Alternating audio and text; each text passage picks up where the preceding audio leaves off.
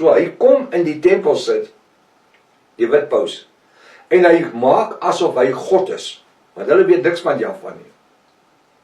Vir die godsdienstwêreld daar buitekant. Hy kom as God.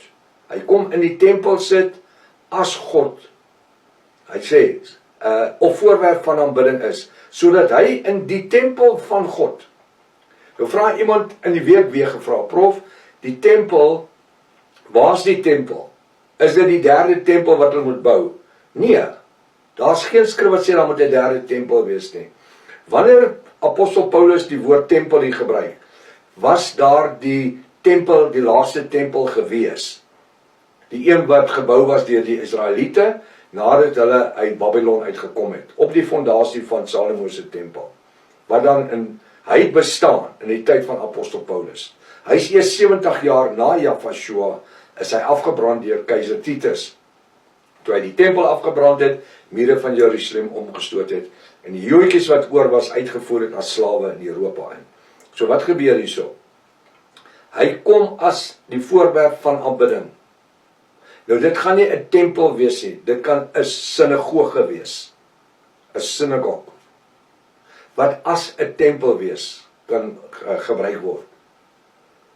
Dit kan 'n tent wees van lap. Dit kan enigiets wees.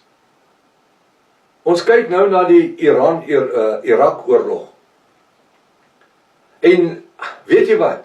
As iemand daai Rock of the Dome kan raak skiet, is die ding is opgelos, die probleem opgelos. Verstaan jy waarvan ek praat? Want daar is verskriklik twee stryd oor die Rock of the Dome, waar Islam sê dis hulle grondgebied, omdat daar niemand was vir baie jare nie, en hulle op die fondasie van Salomo se tempel, die tempel wat 70 na Jahwe afgebrand was, en Israel sê dis ons tempel. Verstaan? En nou het die skrywer Petrus, apostel Paulus, in sy tyd, hy het nie geweet die tempel gaan afgebrand word nie. En daarom praat hy van die tempel. Want by hom was die tempel 'n werklikheid. Hy het geglo die tempel sal aanhou en aanhou en aanhou en aanhou. Hy het nie rekening gehou met wat Jahwe toegelaat het. Dis hoe men Jahwe van die tempel dink, dat hy toegelaat het dat hy afgebreek word, 70 na Jahwe. Gaan kyk na my reeks, die leen van die derde tempel teologie. U moet dit gaan kyk. Die leen van die derde tempel teologie.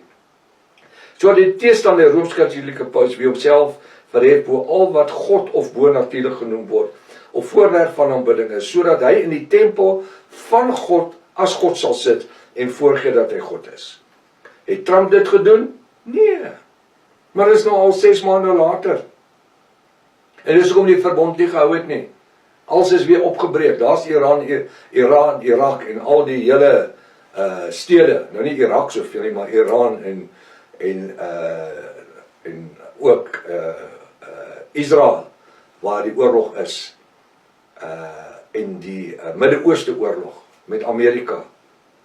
Dis skrif, dis daar. Maar die verbond wat gesluit was 6 maande terug, toe spring almal op en af. Al julle spookpredikers, julle pastore, julle het vir die mense gelieg, man. Weet jy hoekom? Want as jy nie die internet het nie, het julle niks. Julle kan eers die Bybel lees en verstaan nie. Ek voer julle die goed met lepeltjies, maar julle spoeg dit uit. Weet jy hoekom? Want dit affekteer jou inkomste. Dit is nie in stryd met jou godsdienstige teologie van jou kerk preek en leer nie.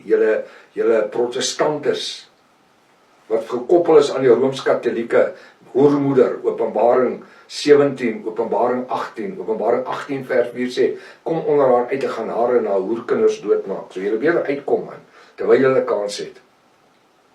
Nou sê in vers 5, onthou julle dan nie, dat ek, apostel Paulus, dit altyd vir julle gesê het, toe ek nog by julle was, 2000 jaar gelede nie, maar nou julle, naamlik die bruid van Jahwe, en ook ons in 2026, weet wat hom, kyk daai hom, is 'n klein hom, dis nie Jahwe met hoofletter nie, dis die antichrist, die swart paus Theo,